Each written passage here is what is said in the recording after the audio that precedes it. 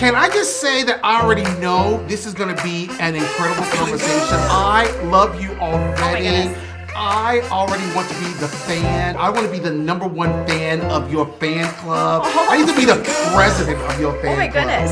Yes. I'm so honored. Thank you. No, it's the truth.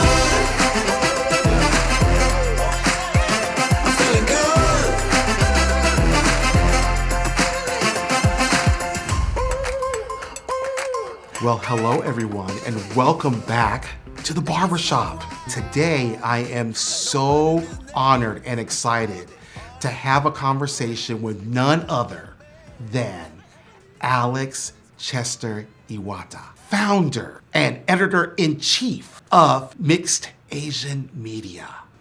Alex, welcome. Thank you for having me. What is it with you? This light that shines. Oh, you're so sweet. It's the truth. I only speak truth. Welcome to the Barbershop. Thank you so much. I'm so excited. I'm excited to have you here. I want to start with this. I had a Zen monk come to me one day and ask a question, and she said, "Who are you? And so what?" And then she clarified it, because what we tend to do in talking about who we are, the first thing that comes out of our mouth typically is what we do. True. Very true. Right? And she says, "I didn't ask you what you do. I want to know who you are. And so what?" So Alex, I want to start with that. Okay. Who are you? And so what? Great. So I'm a third generation Asian American, Jewish American on both sides of my family. I'm a daughter, a wife, a friend, a crazy cat lady, a foodie, avid traveler, I love and an advocate, I would say. I love it. I love it. So now that we know all of this about you, Alex, tell us your story. So I grew up in the entertainment industry. I started off modeling when I was 5. I did a lot of Mattel, a lot of Japanese department stores, Macy's, you name it. Wow. I did all of that, and I transitioned to commercials and TV and theater, lots of theater. But I always came against the narrative of you're just not Asian enough, or constantly being asked, "What are you?" And then being followed up with, "Wow, you're just so exotic." That was the constant feedback. Yeah. And then when I started getting older and getting up for like larger roles, and had a contract at Disney, and they pulled it for me because I was too exotic next to the white lead and would pull focus. So this was constant what I was being told. But meanwhile, like, I worked on a cruise ship when I was 7 and 8 years old doing Meet Me in St. Louis. I was doing commercials. I was in ER and Seventh Heaven. So I had a career, but just trying to get to that next level was just met with, well, you're just too exotic or too Asian. Not Asian. It's just constant. Right. Dye your hair blonde. No, dye it black. Be more this, be more that. It was very frustrating. Wow. So just not seeing that representation was just, it's hard. When you don't see yourself reflected in mainstream media, it's like you don't exist. Right. You know? So Yes. I was very frustrated by that. I can understand that too. Yes. And I have these conversations with people all the time about the challenges that exist when there is a mixture of cultures, and the cultures not always necessarily are from a physical or a birth standpoint, but cultures meaning the way that people are integrated into the world, right? So as an example for myself, both of my parents are Black African Americans, but I was born and raised in Puerto Rico. And my parents were very careful of making sure that I appreciated all of my culture, because even though my lineage technically is Black, they're like, culturally, you're not just Black. Yes, you're Black because you have us in your life, but you're also Puerto Rican because you were born and raised here. The formative years of your life is here. Yeah. This is who you identify with. And so that mixture, right, can really be a challenge. And you're just talking about that right now. You're not Asian enough, but you're not, but you're not Caucasian enough. You're not Jewish enough. You're not anything enough, right? I'm ambiguous. You're ambiguous. And I can only imagine what what kind of impact that can have on your psyche. Yes. It's definitely, constantly being, if you just don't feel like you fit and you don't have a community for that, it really does play on you. And therapy's been the best thing. I am an avid believer in therapy, and I've been going and I love it. But this all led me to create Mixed Asian Media out of a necessity. I was talking to my friends that were also mixed Asian, and they were having the same story of just not feeling like they belonged. And so I literally grabbed them all together. I was like, what if we started our own magazine? And they probably regret this now. I'm pretty sure they do. But they were like, yeah, that'll be fun. And we did research, and there was nothing specifically geared towards the mixed Asian Pacific voice. Right. So we started it. How about that? So let's stick with the beginning of Mixed Asian Media for just a minute. Yeah. What was that pivotal moment for you that said, I'm going to do this. I'm going to start this thing? Because I'm sure there was probably yes. a moment or a series of moments that said, this is why I've got to do this. I would say a big pivotal moment was the film Aloha, starring Emma Stone, where she was playing a mixed Asian, and she's not. And she has since, apologized, as many have. And then there was a Ghost in the Shell, Scarlett Joe, and that was complete Asian erasure, and that was very frustrating. And it was just that, and then being in the audition room and being asked, can you speak Japanese? I'm like, no, I can't. Okay, then just make it up. Yeah. Wow. And not feeling like I had the power to say, no, that's not right, because you're so scared you won't work. It was just this, all these things just kept adding up one after another. So I was also, as a teenager, in Puff Daddy's girl group Dream, and they really exoticized me and really played up my Asianness and put me in very Asian-centric clothing. And so that was also a pivotal point for me as well, just feeling so, it just felt icky, just feeling not authentically me. Yeah. So I was tired of not being able to just embrace all sides of myself.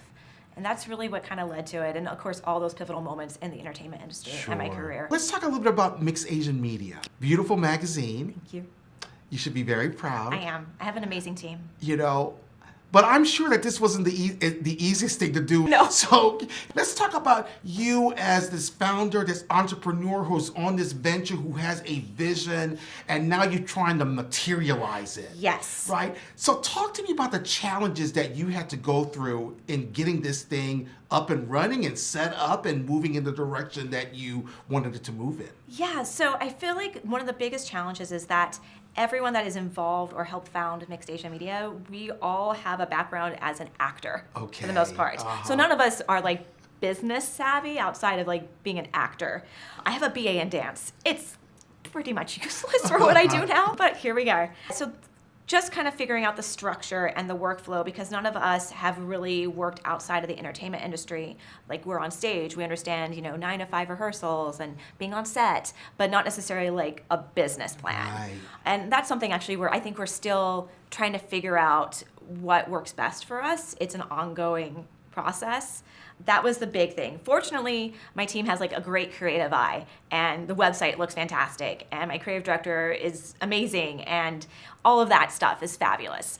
I would say it's just the back end, like the business stuff, and also organization.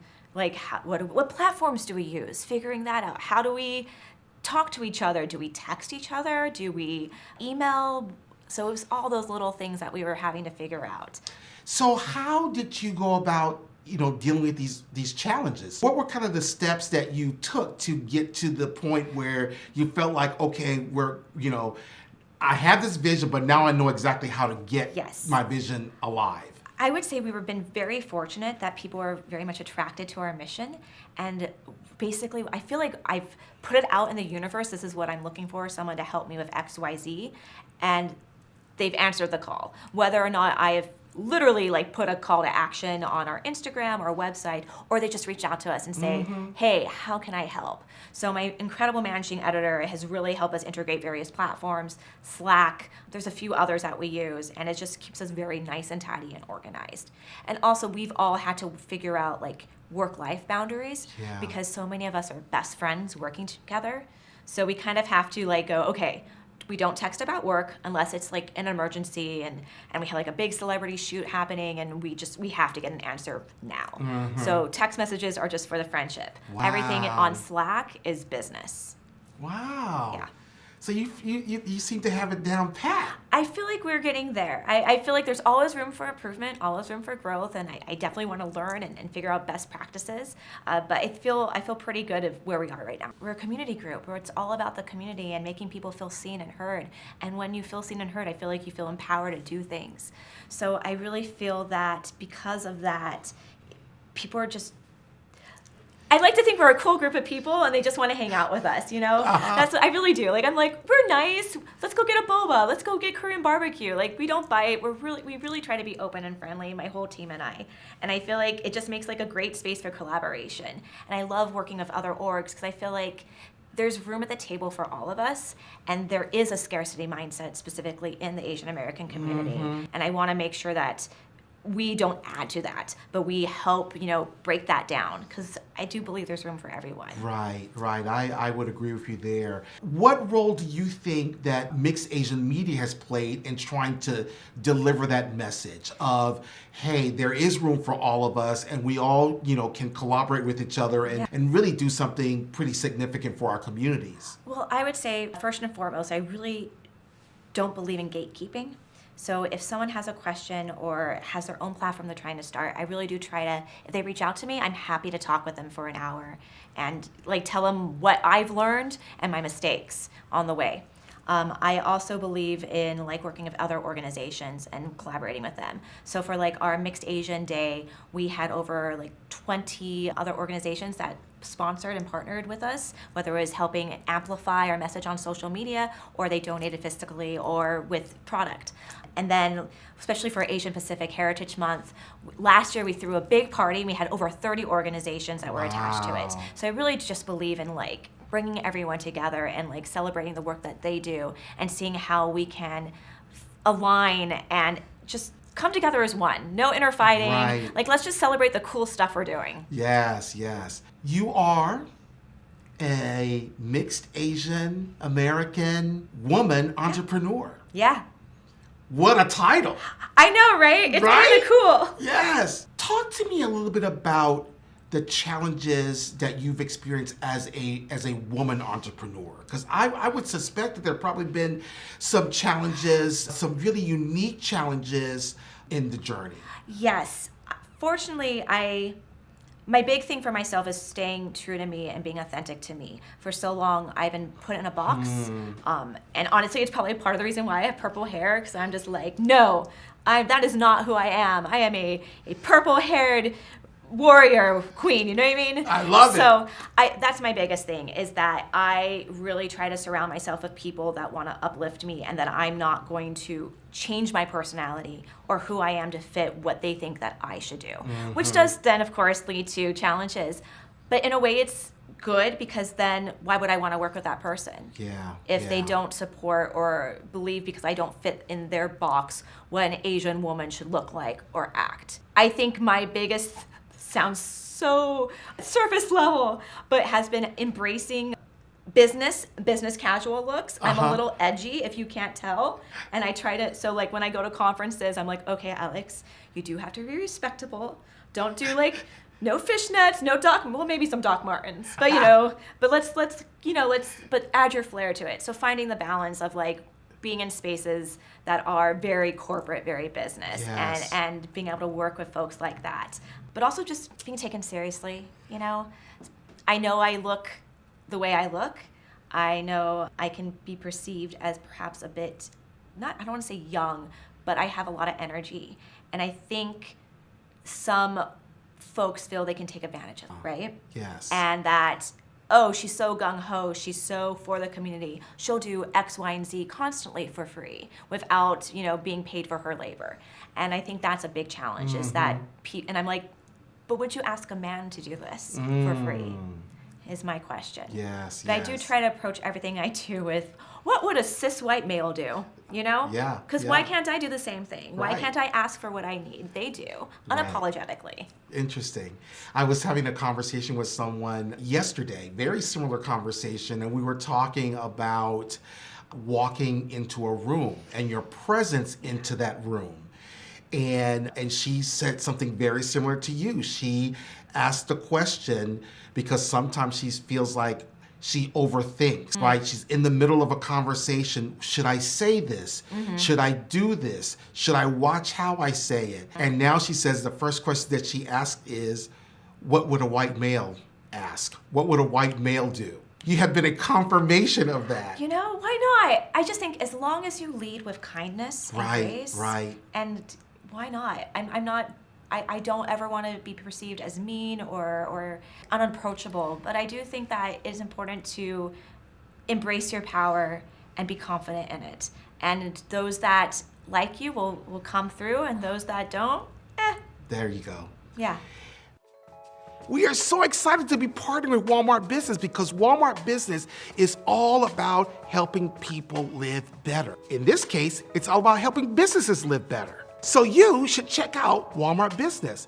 Go to business.walmart.com and see what Walmart Business is able to offer.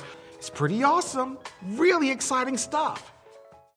For those who are thinking about jumping into this entrepreneurship world, what advice would you give them? It can be a very, very lonely journey. Even if you're surrounded by like the best people and you have the best team in place, it's still a lot of burden on yourself because you're in charge of everything, right? Right. And I think that it's important to have moments of self-care, whatever that looks like, whether it's a nightly ritual of a hot bubble bath or therapy. Like, go to therapy. Make sure you have someone that you can talk to and dump everything on that isn't your team. Right. So that there is that clear boundary. For me, I've had to really work hard on my poor work. I'm very much like, it's 2 a.m. and let's get 30 emails done and scheduled, So that's not the best work ethic. Right. But it happens. So for me, I recently joined a gym, and it gets me out of the house every day. And I think that's really important to see the sky. Yes. Because I can just be tunnel visioned, and suddenly it's 11 p.m. and I didn't eat lunch or dinner. And Yeah. So I think it's just really important to figuring out work-life balance. And I'm still working on this. But having at least one thing a day that you can do for yourself. Is that the lesson you wish you would have learned early on? Or are there other lessons that you said, man, if I had known this before I started this, it would have really helped me in my journey as I created my magazine? I feel like everything that has happened thus far has led me to where I am today. And I wouldn't really want to change that. I feel like they are lessons you have to learn, whether it's don't keep texting your friends about, work stuff because they may not like that. Yes, right. So simple things as that. It's just learning where everyone's boundaries are, your colleagues, yourself, your family that, my husband, okay, husband is home. We got to actually make sure we connect. And I'm not just staring at my computer the entire night. It's just lessons that I've had to learn. So I don't want to say there'd be anything I would change or wish I had known. Maybe I would love to be a genius when it comes to social media. How's that? Just have it all ready there. Right. And I didn't have to figure out stuff or still trying to figure out stuff. Yeah, that would be awesome. How about that? That would be nice. That would be really nice. Yeah. Mixed Asian Media has been in existence for how long so far? So I feel like we've had 2 versions. Okay. So 2017, we were known as Hoppa Mag. And I feel like we were kind of this is fun. We're just a group of friends doing some 16 articles every quarter. And then suddenly, 2020, we got recognized by the Nielsen Consumer Report, and we all went, oh, this is a thing. This isn't just a hobby. We can this is a thing that's needed. So then we decided to rebrand because not everyone identifies with the word Hoppa. Yes. And we wanted to be very inclusive of the Asian Pacific community and make sure that our Southeast Asian brothers and sisters felt like they were belonged. They were part of us. So we rebranded, and then we also decided to become an LLC, and I work with a fiscal sponsor as well, so we do have the non-for-profit status. And I feel like that was the pivotal moment in 2021. So in a way, I feel like we've existed for a while, but we also haven't. I feel like we're all still just finding our footing now. I feel like we finally are yes, we are a business. So we now have been doing this for a minute. Yeah. It's going good. It is. We doubled our numbers from last year. I'm so happy. That's awesome. That really made me, I was like, yes, we're on the right path. What has thus far been what you would consider your biggest triumph? Oh gosh. Okay, I would say yesterday I was in the bathroom at Asian Hustle Network and two women speaking about how they felt less than because they didn't speak their native tongue. Yes. And I was talking to another mixed friend how someone was just telling me, oh, well, you don't look Asian. And I was like, and it got to me. And so we kind of vibed on that. And then they were like, oh, let's exchange Instagrams. And suddenly they were like, oh my God, you're with Mixed Asian Media. And I went, oh yeah, I founded it. They're like, oh my God, you founded Mixed Asian Media? We love Mixed Asian Media. Thank you so much. You created a community for us. I've never had this before where I felt like I've been seen and heard and it's because of you. And I started crying. So I feel like that, like moments like that is what is like my biggest triumph to me. It's not all the, I'm grateful for the accolades. I'm grateful for the recognition, but it's like when you meet a random stranger who knows the work you're doing and follows it and is just so happy about it, that's like, yes. As you look towards the future, Mixed Asian Media, where do you see yourself 5 years from now? I would love to see us on streaming platforms. Like we are producing our TV shows, our own films, our own documentaries. I would love to see that people come to us for collaborations as far as like commercials with like McDonald's. Hey, we want to make sure we amplify the mixed voice. You guys are the experts in this field. How can we do that? And they hire us to assist in that. So I would love to see those things happening. And of course, Mixed Asian Day being recognized as a national holiday. Okay. That's what I would also love. I love it. Well, I think you're going to make it happen. Thank you. I think so too. I think so too. I think you've got the vision, the energy, the patience and persistence to make it happen. Thank you. Who would be your dream subject person that you would like to have that you haven't had yet? Joe Coy. Really? Yeah, I would love that. I briefly interviewed him on a red carpet, but I would love to get him for a photo shoot and really just talk about his upbringing as a mixed actor, mixed comedian, and everything that he's done. I think that would be really cool. Yeah, that would be really cool. Alex, you are amazing. You are just a gem, and I'm so glad that I've had the opportunity to spend a little time with you. But I'd like to have a little fun. Okay. If that's okay with you, could we just, let's just dish. Okay. Oh my gosh. For a minute, let's just dish. Okay. Talk to me about your favorite color. Oh, can you tell it's purple? I think so. Yeah. But I never want to assume these things. So purple, why is purple your favorite color? This may sound silly. It fades the best. So like if you go on vacation and you're in the sun a lot and you don't have time to like re-put purple in your hair, it fades the best. How about that? I know, it's so silly because like if you do blue or green, it's just, have you seen those faded colors? It's not cute. I mean, no offense to anyone. If that's your jam, I am here for it. Do your thing. But I was like, okay, purple's gonna not fade icky. I also just think it's a fun, happy color. I see it and I smile. And I think it goes well with a lot of other things. We talked a little bit about what's next for Mixed Asian Media. What's next for Alex? Oh, gosh. I mean, I feel like I live and breathe Mixed Asian Media.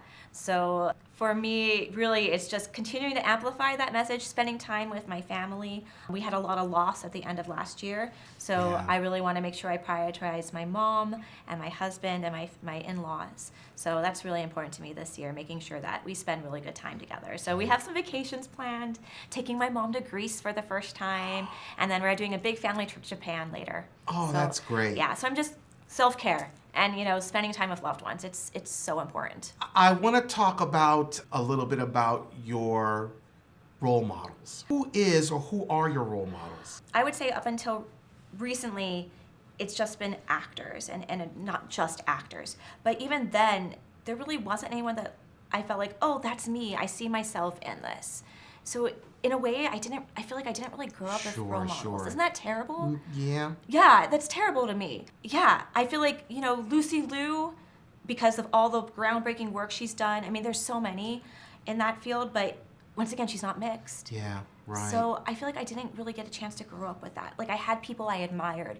I've seen careers that I was like, I want that.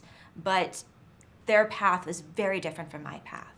And I can't even say, teach me your ways, but it's so different. But now I'm immersed in like the entrepreneur space, and there's so amazing, incredible leaders here that just lead with kindness and grace and want to do good in the world. So I just feel like shout out to all the API leaders, all the people on the ground floor hustling, doing their thing. Like they are all inspirations, and my team. I mean, they inspire me. I mean, it's cheesy as that sounds, but they do. Yeah. They keep me going. They keep me grounded, and I'm very thankful for them. So obviously, being a role model is incredibly important. And so what role do you think that role models should be playing, and what kind of role model do you want to be as a result of what you did not have for your own self? That's a good question. I think role models should be open to talking to people, whether it's if someone, slides into your DMs, I think they should be open to talking with you. They should be able to express like, this is my journey and this is the things that I did that worked for me. They may not work for you. Someone that helps guide you. Sure. Or just talk to you as a human being. I think those are important aspects. Yeah. For me, like, I just want to make sure that people feel that they can come to me and talk to me. I don't want to be ever to the point where, oh, I'm too busy, I can't make time. I feel like you can always find time. If you don't have time just to like for 5 minutes to talk to someone, there's something in your life that you need to readjust and reevaluate. Right. And leading with kindness, that's a big, big thing to me. I think we can all get so caught up in the work, in how people perceive us. So I think just going back to that, how would I want to be treated? How would I want to treat others? What is it that I want to leave behind? I think those are important. I just hope that, the next generation is more well-adjusted than my generation, and that hopefully that's because of the work that Mixed Asian Media has done. Well, I think that y'all have done a wonderful job, and you should be very, very proud of what you've accomplished thus far along the journey, and you're going to, definitely be doing a lot of bigger, better, badder things that are going to really move the community forward. And so you should be really, really proud of the work. How do we follow you? Okay. What do we do? What should we be doing? You should sign up for our newsletter. We just revamped it, and I'm so proud of the work that my newsletter team put in. Shout out Lauren Hardy. Follow our newsletter. You can sign up on our website at mixedasianmedia.com. Follow us on Instagram at mixedasianmedia. We do have a TikTok, so you can follow us there too. I love it. Yeah. I absolutely love it. Well, we will definitely be keeping up with you and following you. One last dish question. Okay. Your favorite shoe? Oh gosh, I'm a Doc Marten girl. I'm not wearing them now, but I have these over-the-knee lace-up Doc Marten boots that are just... What? I love them so much. I just feel like such a baddie when I wear them. Oh, I love it. Yeah, so those are like my favorite shoes. I've been wearing Docs since I was 5. So, yeah. Though, of course, right now I'm in my Converse and they're super comfortable. I'm like, hey, sponsor me. I'll wear your shoes. I love it. I love it. Well, I am an admirer of shoes myself, so I love it when I see others with great shoes, and I love the ones that you have on. And that's just really great. Well, Alex, I know you've got a ton of stuff to do, so I'm going to let you go. But again, I want to thank you so very, very much for being here. And I'd like to ask one last question, and that would be, what is the piece of advice that you would like to leave behind for those who get to watch? I feel like kindness has been like a theme of mine. Lead with kindness. Don't be afraid to ask for what you want. Worst case scenario, someone says no. So what? Move on. I love it. Don't be afraid to be yourself, because that's how you're going to like really shine. Don't try to fit into someone else's perception or box. Just be you. I love it. Yeah.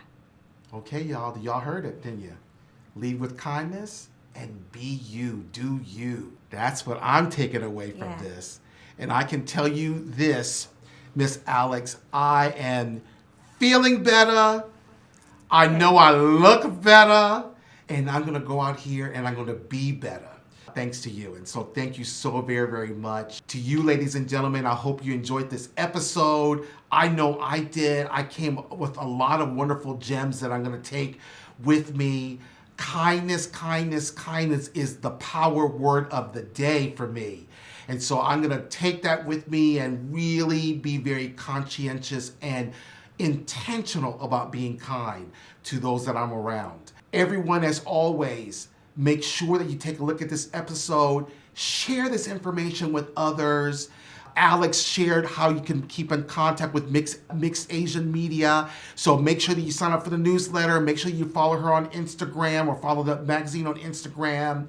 Like this episode, pass it on, and of course, hook a brother up. Subscribe to Real Talk at the Barbershop channel. We would love to have you, and we want you to make sure that you are very much aware of all the up and coming episodes. So sign up.